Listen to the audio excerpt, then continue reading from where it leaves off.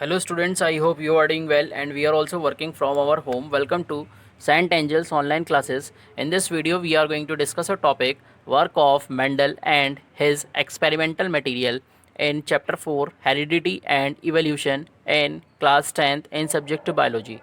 Okay student, in the previous video we were just talking about the difference between heredity and variation and Mendel work, and we will continue that topic in this video. जो father of genetics हैं वो Mendel हैं। उन्होंने क्या करा था, genetics के बारे में एक्सप्लेन किया था अपने एक्सपेरिमेंट के थ्रू। इन्होंने क्या किया था, इन्होंने अपने एक्सपेरिमेंट में पी प्लांट्स को चूज़ किया था एंड पी प्लांट में उन्होंने कॉन्ट्रास्टिंग विजिबल ट्रेट्स को चेक किया था। कॉन्ट्रास्टिंग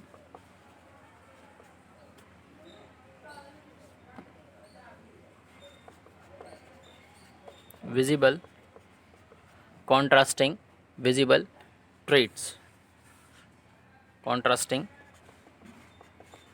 विजिबल ट्रेड्स को चेक किया था। कॉन्ट्रास्टिंग मीन्स यानी अपोजिट, विजिबल ट्रेड्स यानी कि जिन्हें हम डायरेक्टली क्या कर सकते हैं, देख सकते हैं। तो उनके बारे में उन्होंने स्टडी की थी, उनको चेक किया था और उनके बारे में बताया था। नाउ अब बात करते हैं मेंडल ने अपने एक्सपेरिमेंट किस तरीके से किया था।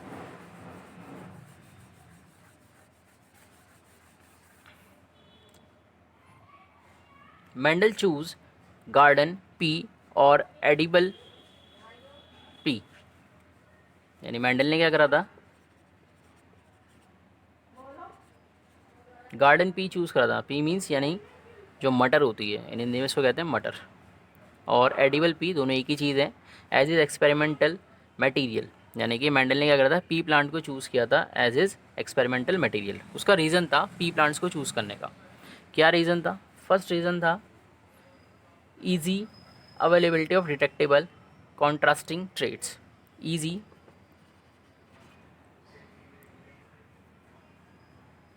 Availability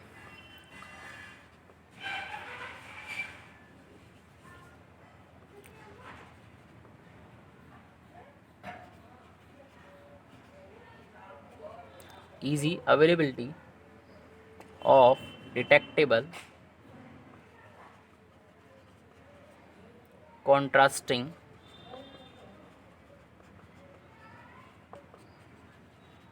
traits of several characters, several characters।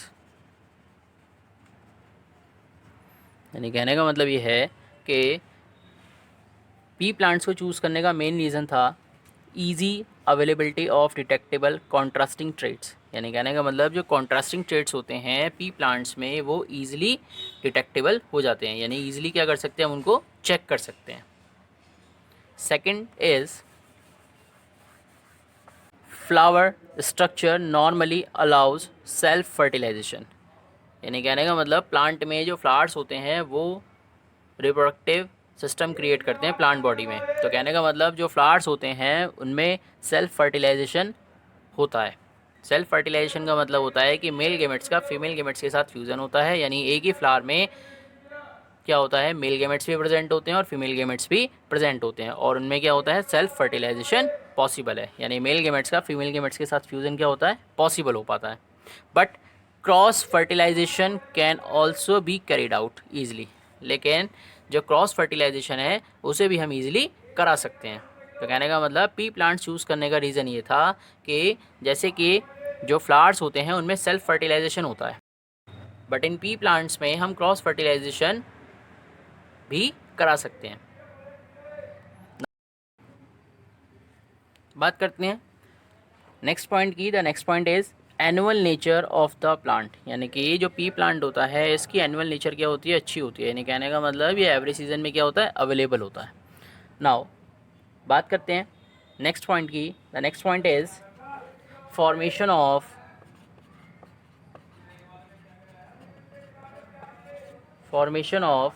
a large number of seeds by each plant। यानी कहने का मतलब ये हुआ कि formation of a large number of seeds, यानी कि जो पी प्लांट होता है इसमें लार्ज नंबर ऑफ सीड्स क्या होते हैं, क्रिएट होते हैं। यानी एक पी प्लांट में लार्ज नंबर ऑफ सीड्स क्या होते हैं, क्रिएट होते हैं।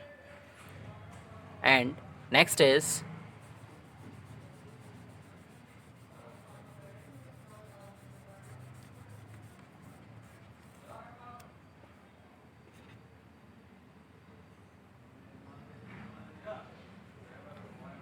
requirement of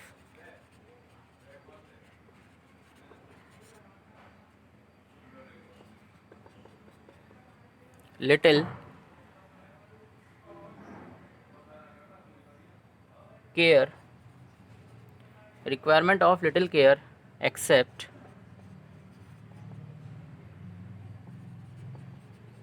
at the time of cross breeding, requirement of little care except at the time of cross breeding। यानी कहने का मतलब ये हुआ कि जब क्रॉस ब्रीडिंग कराते हैं, यानी कहने का मतलब जब प्लांट्स की क्रॉस ब्रीडिंग कराते हैं उस टाइम को छोड़कर बाकी टाइम के लिए बहुत ही कम केयर की ज़रूरत पड़ती है इन प्लांट्स की। यानी कहने का मतलब requirement of little care accept at the time of cross breeding, यानी क्रॉस ब्रीडिंग वाले टाइम को छोड़कर बाकी टाइम के लिए इन प्लांट्स की केयर बहुत ही कम करनी पड़ती है। यानी कि कम केयर में भी ये प्लांट्स क्या होते हैं, अच्छी तरह ग्रोथ कर जाते हैं। लेकिन जब क्रॉस ब्रीडिंग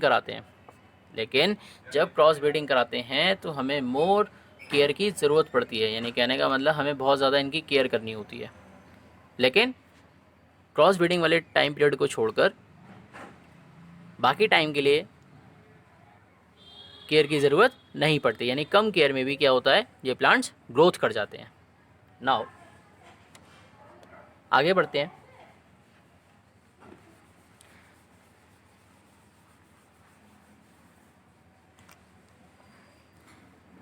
मेंडल ने पी प्लांट्स को ऑब्जर्व किया एंड ऑब्जर्व करने से उसने 7 विजिबल कैरेक्टर्स चूज़ करे, ईच विद 2 कॉन्ट्रास्टिंग ट्रेट्स। यानी 7 विजिबल कैरेक्टर्स थे और उसमें 2 कॉन्ट्रास्टिंग ट्रेट्स थे।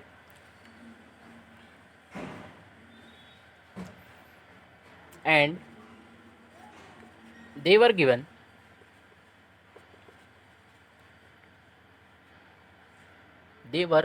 given symbols dominant with capital alphabet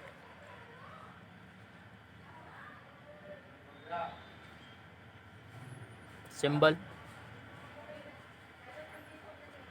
जैसे फॉर एग्जांपल टॉलनेस को टी से रिप्रेजेंट करते हैं, वाइल द रेसेसिव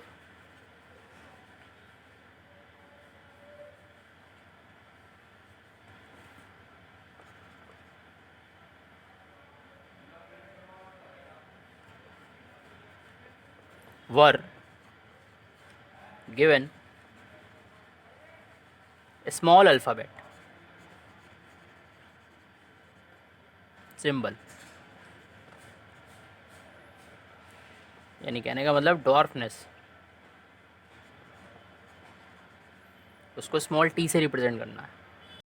यानी कहने का मतलब ये हुआ कि दे वर गिवन सिम्बल्स, यानी कि जो कैरेक्टर्स थे, जो कॉन्ट्रास्टिंग कैरेक्टर्स थे, उनको सिम्बल्स के थ्रू रिप्रेजेंट किया गया। यानी जैसे डोमिनेंट्स विद कैपिटल अल्फ़ाबेट सिंबल, जो डोमिनेंट कैरेक्टर्स थे उनको कैपिटल अल्फ़ाबेट सिंबल से रिप्रेजेंट करा। जैसे फॉर एग्जांपल टॉलनेस, ये डोमिनेंट कैरेक्टर है, इसके बारे में अभी हम आगे पढ़ेंगे, तो इसे कैपिटल टी से रिप्रेजेंट करा। While the recessive were given, जो रेसेसिव कैरेक्टर था उसको स्मॉल अल्फ़ाबेट या स्मॉल सिंबल से रिप्रेजेंट किया, जैसे डॉर्फनेस इसको स्मॉल टी से। एंड जो पेरेंट हैं उसको कैपिटल पी से रिप्रेजेंट किया। नाउ अब आगे बात करते हैं।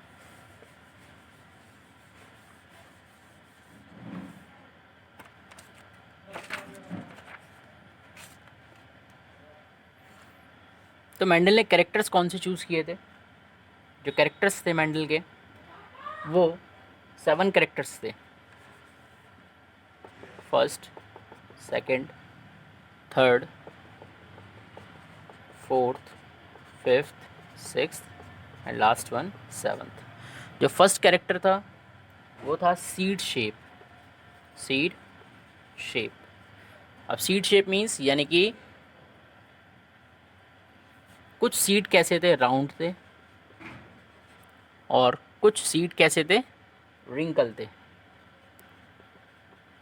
रिंकल मीन्स सिकुड़े हुए और राउंड मीन्स पूरे गोल थे। इसी तरीके से सीड कलर था। Seed colour. Seed colour means यानी कि जो पी प्लांट्स के जो सीड थे, कुछ सीड्स कैसे थे, ग्रीन थे, एंड कुछ सीड्स कैसे थे, येलो थे। इसी तरीके से फ्लावर कलर का बात करें, फ्लावर कलर,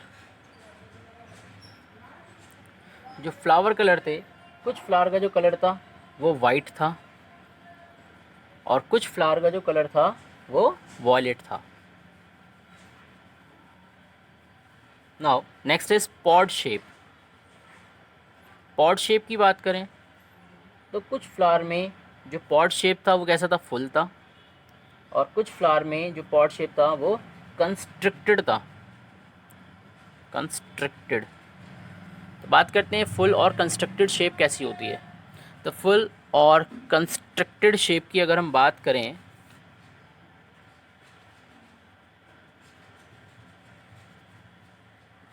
तो now just take a look in this figure. Now pod shape की अगर बात करें, जो फर्स्ट वाली जो पॉड शेप है that is full pod shape. But अगर बात करें सेकंड वाली फिगर की तो सेकंड वाली फिगर कैसी है, कंस्ट्रिक्टेड पॉड शेप की फिगर है ये। नाउ आगे बात करते हैं फ्लावर पोजीशन।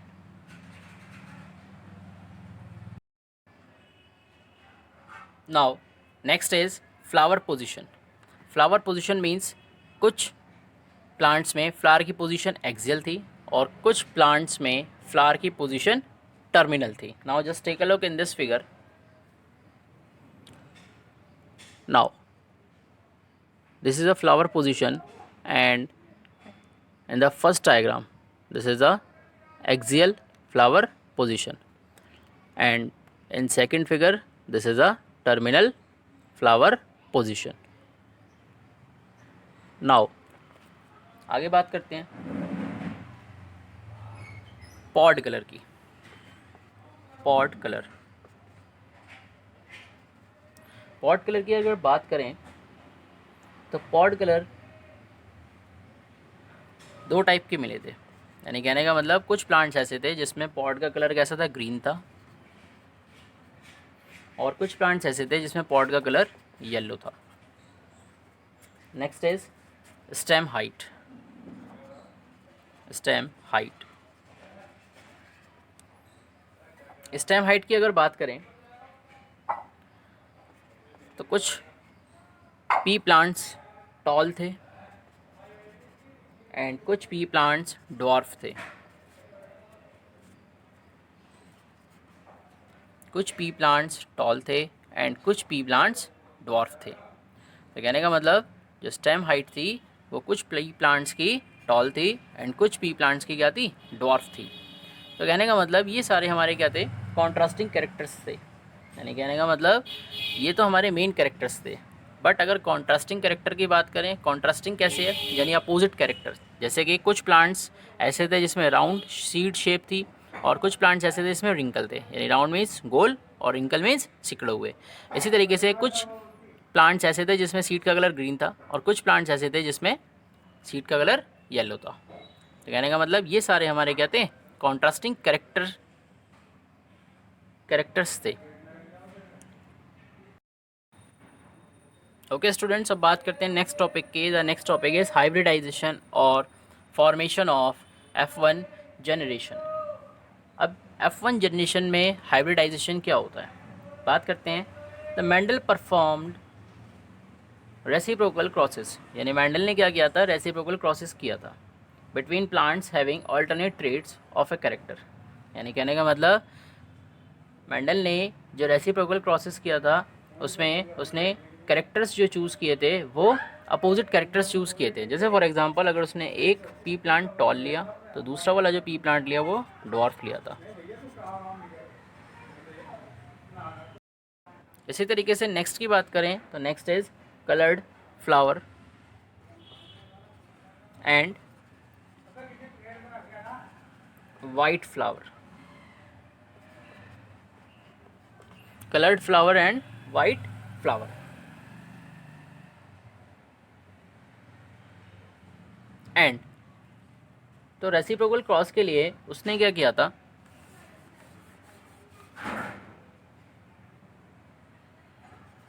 जो 50% यंग फ्लावर्स थे, जो 50% यंग फ्लावर्स थे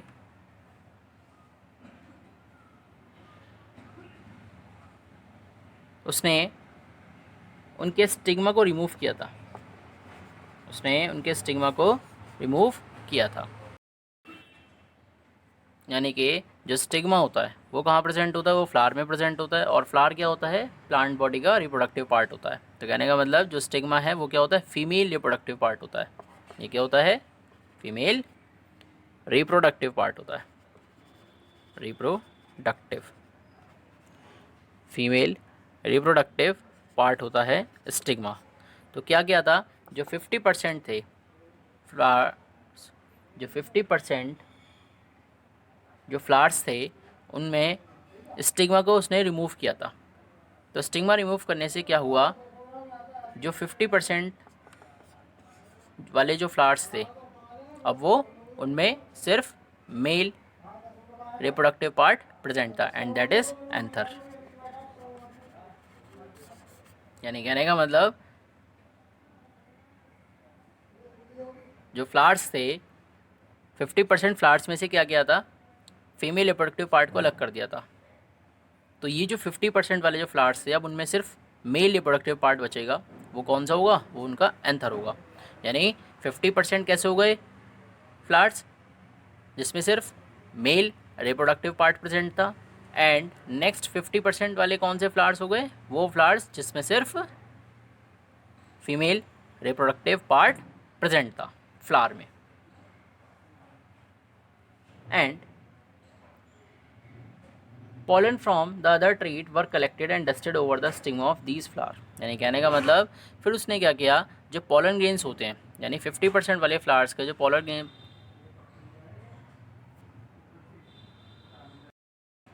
यानी pollen grains को क्या किया था उसने स्टिग्मा पर डाल दिया था। pollen grains क्या होते हैं, वो मेल गैमेट्स होते हैं फ्लावर के, वो फ्लावर के क्या होते हैं, मेल गैमेट्स होते हैं, और मेल गैमेट्स को उसने फीमेल रिप्रोडक्टिव पार्ट पर डाल दिया था और उसको कवर कर दिया था।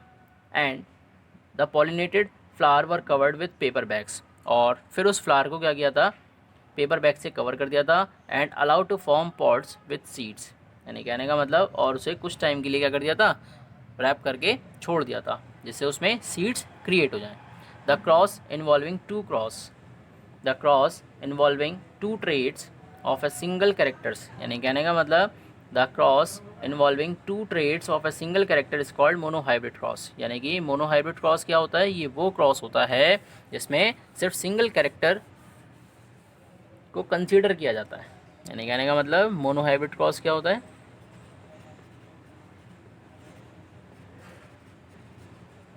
मोनोहाइब्रिड क्रॉस का मतलब ये होता है कि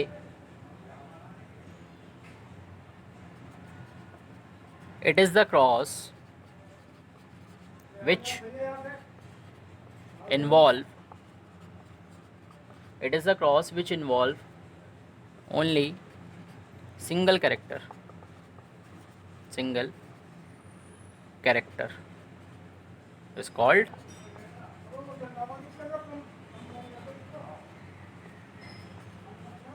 monohybrid क्रॉस। यानी कहने का मतलब कि मोनोहाइब्रिड क्रॉस क्या होता है, it is a type of cross which involve only single character, जिसमें क्या होता है सिर्फ सिंगल कैरेक्टर क्या होता है कंसीडर किया जाता है, that is called monohybrid cross. Single character का क्या मतलब होता है, यानी कि सिंगल कैरेक्टर मीन्स अगर पी प्लांट्स चूज़ करे जा रहे हैं तो एक पी प्लांट कैसे लिया जाएगा, टॉल लिया जाएगा, और दूसरा पी प्लांट कैसे लिया जाएगा, डॉर्फ लिया जाएगा। बस सिर्फ ये कैरेक्टरिस्टिक को यूज़ किया जाएगा। इसी तरीके से अगर हम बात करें कि पी प्लांट्स के जो सीड्स होते हैं, कुछ सीड्स ग्रीन होते हैं एंड कुछ सीड्स कैसे होते हैं, येलो होते हैं। तो इस कॉन्ट्रास्टिंग कैरेक्टरिस्टिक के बेस पर क्रॉस करा सकते हैं। तो कहने का मतलब सिर्फ एक ही कैरेक्टर की बात करेंगे, यानी मोनो हाइब्रिड का मतलब होता है कि उस क्रॉस में सिर्फ हम एक ही कैरेक्टर को कंसीडर करेंगे।